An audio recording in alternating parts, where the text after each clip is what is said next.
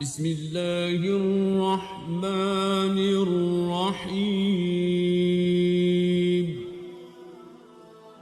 اب دوسری طرف کی سنیے۔ یونس علیہ السلام کو کچھ معلوم نہیں تھا کہ ان کی قوم کے ساتھ کیا ہوا۔ آپ تو غصے کی حالت میں بستی سے نکل کر سمندر کی طرف چلے آئے تھے۔ آپ ایک کشتی کی طرف آئے، اس میں سواریاں اور ساز و سامان لدا ہوا تھا۔ اللہ تعالیٰ سورۃ الصافات آیت 140 میں فرماتے ہیں، اذ ابق الى الفلك المشحون، جب وہ بھاگ کر بھری کشتی پر پہنچے۔ کشتی روانہ ہوئی، موجیں اٹھیں، سمندر میں طغیانی آئی، یوں لگتا تھا کہ بس ابھی غرق ہوئے۔ کہنے لگے بوجھ ہلکا کرو، اپنا ساز و سامان سمندر میں پھینک دو۔ چنانچہ انہوں نے اپنا اپنا ساز و سامان سمندر میں پھینک دیا۔ اس طرح کشتی کچھ ہلکی ہو گئی، لیکن ضرورت کے مطابق ہلکی نہ ہو سکی۔ اب وہ کہنے لگے کسی کو سمندر میں گرانا ضروری ہے تاکہ کشتی مزید ہلکی ہو جائے، ورنہ یہ ڈوب جائے گی۔ جلدی کرو، قرع ڈالو۔ جس کے نام کا قرع نکلتا جائے اسے سمندر میں گراتے جاؤ، اور بار بار یہ عمل دہراتے جاؤ یہاں تک کہ کشتی ہلکی ہو جائے۔ چنانچہ قرع ڈالا گیا۔ سب سے پہلے یونس علیہ السلام کا نام نکلا۔ سب کہنے لگے نہیں، یہ تو ایسے نہیں ہیں، ان کے چہرے پر تو سجدوں کے نشانات ہیں، انہیں رہنے دو، پھر قرع ڈالو۔ چنانچہ پھر قرع ڈالا گیا، پھر انہی کا نام نکلا۔ سب نے تعجب کیا۔ تیسری مرتبہ پھر قرع ڈالا گیا، اس بار پھر یونس علیہ السلام ہی کا نام نکلا۔ اللہ تعالیٰ سورۃ الصافات آیت 141 میں فرماتے ہیں، فساهم فكان من المدحضين، پھر قرآن اندازی ہوئی تو یہ مغلوب ہو گئے۔ ہر بار انہی کا نام نکلا۔ آخر کار ان لوگوں نے انہیں پکڑ کر سمندر میں گرا دیا۔ فالتقمه الحوت، تو پھر انہیں مچھلی نے نگل لیا۔ حوت بڑی مچھلی کو کہتے ہیں۔ اللہ تعالیٰ نے حوت کو القاء فرمایا، انہیں کھانا نہیں، نہ ان کے جسم کو کوئی گزند پہنچے۔ یہ اس مچھلی کو اللہ تعالیٰ کے احکامات تھے۔ اللہ تعالیٰ سورۃ الصافات آیت 142 میں فرماتے ہیں، فالتقمه الحوت وهو مليم، تو پھر انہیں مچھلی نے نگل لیا اور وہ خود اپنے آپ کو ملامت کرنے لگے۔ یعنی وہ سمجھ گئے کہ بار بار جو ان کا نام قرآن اندازی میں نکلتا رہا ہے تو وہی مقصود ہیں۔ چنانچہ خود کو ملامت کرنے لگے، اور یہ ملامت توبہ کی ابتدا ہے کہ انسان خود کو ملامت کرتا ہے۔ اب یونس علیہ السلام مچھلی کے پیٹ میں تھے۔ اللہ کی قدرت، آپ مچھلی کے پیٹ میں 3 دن تک رہے۔ بعض روایات میں 7 دن اور زیادہ سے زیادہ مدت 40 روز آئی ہے۔ آپ نے مچھلی کے پیٹ میں اللہ تعالیٰ کو پکارا۔ اللہ سورۃ الانبیاء آیت 87 میں فرماتے ہیں، فنادى في الظلمات، آخر کار وہ اندھیروں کے اندر سے پکار اٹھے۔ علماء نے یہاں 3 اندھیروں کا ذکر کیا ہے: مچھلی کے پیٹ کا اندھیرا، سمندر کا اندھیرا اور رات کا اندھیرا۔ گویا ان پر یہ سارے اندھیرے اکٹھے ہو گئے تھے۔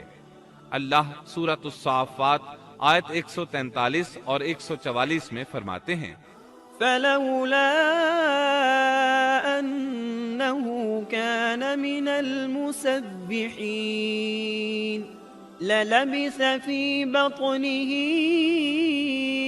إلى يوم يبعثون، پس اگر یہ پاکی بیان کرنے والوں میں سے نہ ہوتے تو لوگوں کے اٹھائے جانے کے دن تک اس کے پیٹ ہی میں رہتے۔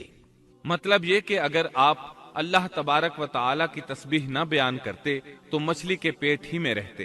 آپ نے دعا نہیں مانگی بلکہ اللہ عز و جل کی تسبیح بیان کی۔ روایات میں یوں بھی آتا ہے کہ جب مچھلی آپ کو سمندر کی اتھاہ گہرائی میں لے گئی تو آپ وہاں آبی مخلوقات کی تسبیحات کی آوازیں سننے لگے۔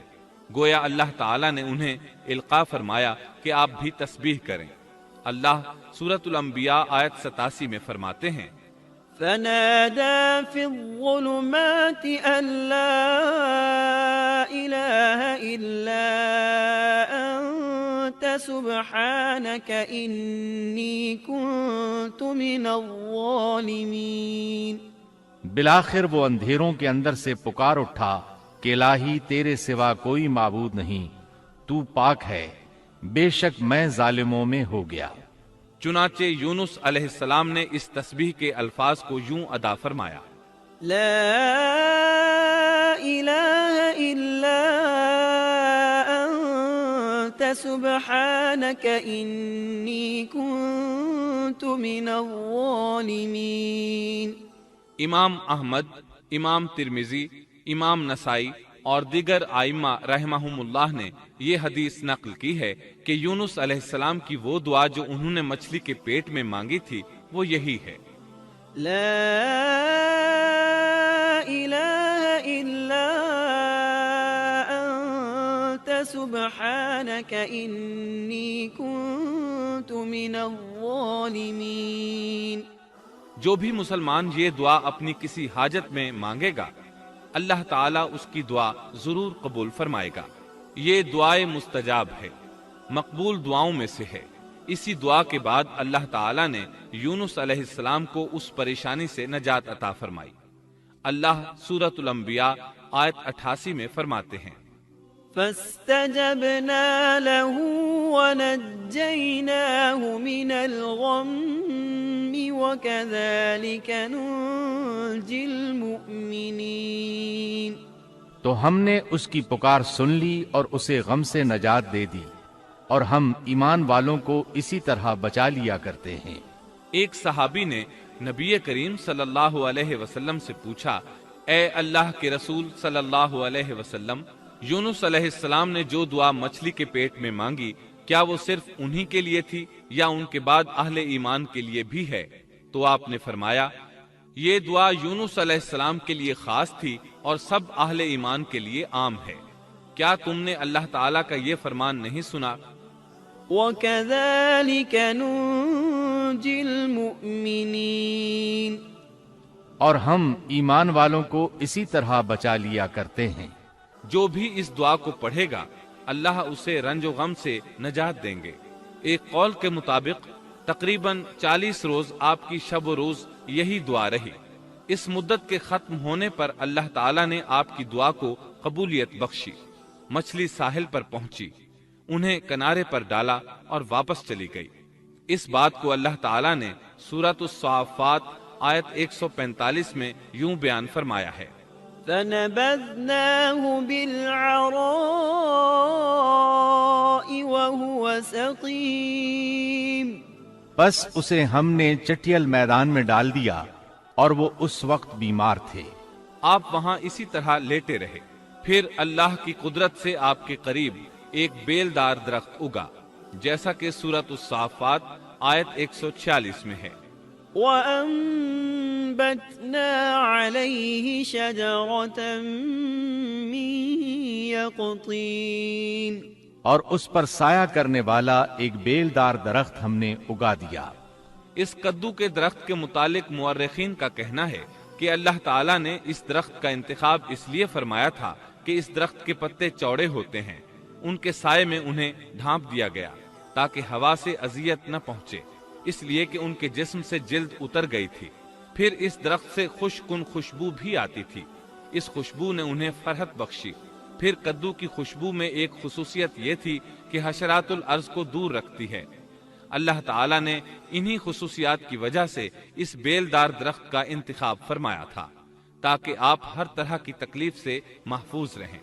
یہ ہے اللہ کی قدرت، سبحان اللہ۔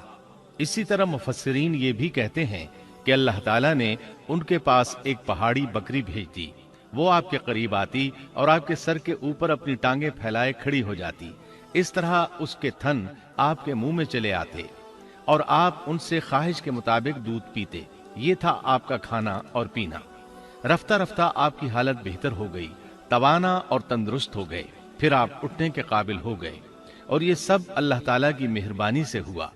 جب آپ کی صحت لوٹ آئی تو اللہ تعالیٰ نے آپ کو پھر آپ کی قوم کی طرف بھیجا، جیسا کہ سورۃ الصافات آیت 148 میں ہے: وَأَرْسَلْنَاهُ إِلَى 100,000 أَوْ يَزِيدُونَ فآمنوا فمتعناهم إلى حين اور ہم نے اسے 1,00,000 بلکہ اور زیادہ آدمیوں کی طرف بھیجا، پس وہ ایمان لے آئے اور ہم نے انہیں ایک زمانے تک عیش و عشرت دی۔ وہ سب کے سب آپ پر ایمان لے آئے تھے۔ اللہ تعالیٰ نے اس قصے کے ذریعے نبی کریم صلی اللہ علیہ وسلم کو اشارہ فرمایا ہے کہ دعوت دیتے ہوئے اکتانا نہیں۔ اللہ سورۃ القلم آیت 48 میں فرماتے ہیں، ولا تكن كصاحب الحوت اور مچھلی والے کی طرح نہ ہو جائیے۔ ان لوگوں کو دعوت حق دیتے رہیے۔ دیکھیے وہ سال ہر سال دعوت دیتے رہے لیکن اکتائے نہیں، ان سے مایوس نہیں ہوئے۔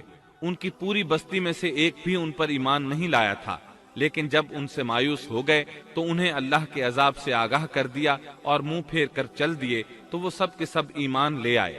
اللہ تعالی سورۃ القصص آیت 56 میں فرماتے ہیں، إنك لا تهدي من أحببت ولكن الله يهدي من يشاء آپ جسے چاہیں ہدایت نہیں دے سکتے، بلکہ اللہ تعالیٰ ہی جسے چاہتا ہے ہدایت دیتا ہے۔